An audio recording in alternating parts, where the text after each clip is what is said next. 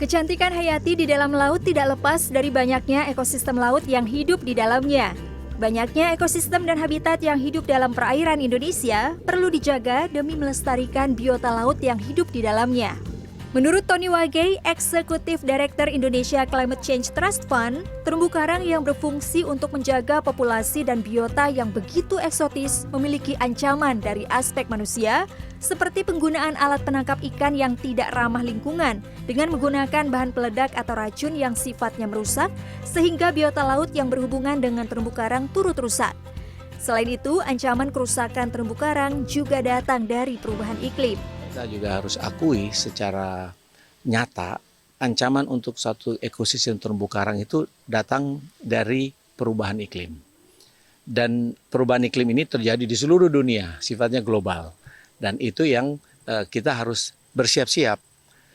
Peningkatan suhu air laut mengakibatkan kematian karang karena ada pengasaman laut. Salah satu wilayah konservasi terumbu karang terbesar di Indonesia saat ini ada di Kecamatan Nusa Penida, Kabupaten Klungkung, Bali. Kawasan ini menjadi perhatian pemerintah Provinsi Bali karena menunjang pariwisata bawah laut.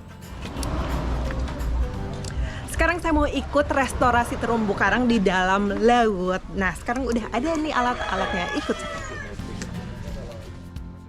I Madewardi Suara, salah satu pemuda Karang Taruna di Desa Pet, Kecamatan Nusa Penida, Bali, yang tergabung dalam kelompok konservasi terumbu karang Nuansa Pulau mengaku, dengan adanya konservasi terumbu karang berdampak pada ekonomi pariwisata di kawasan tersebut. Manfaatnya itu sangat banyak sekali, terutama bagi pariwisata.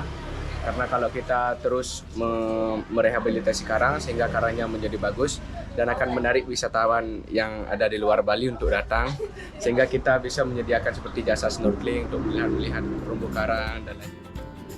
Pemerintah sendiri dalam jangka panjang untuk tahun 2045 menargetkan 30% dari luas perairan Indonesia akan menjadi kawasan konservasi atau seluas 90 juta hektar.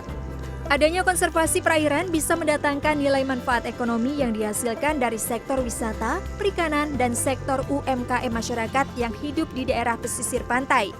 Memberikan manfaat ekonomi maupun ekologi yang besar nantinya. Nah, kalau perhitungannya itu kan berapa ya Pak Tony? Untuk totalnya.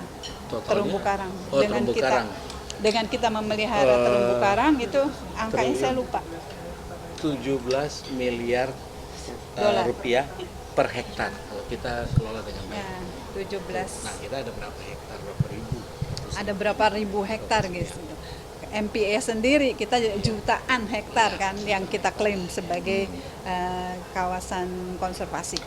Yang nantinya bahkan ke depannya 30% dari perairan kita itu akan menjadi kawasan konservasi yang mungkin di dalamnya sebagian besar adalah terumbu karang.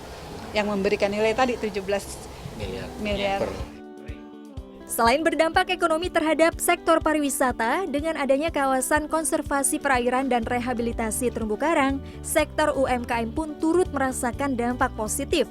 Salah satunya yang dirasakan Niluh Putu Wira Astuti, pengusaha sabun cair berbahan dasar rumput laut yang berasal dari Nusa Lembongan, Bali.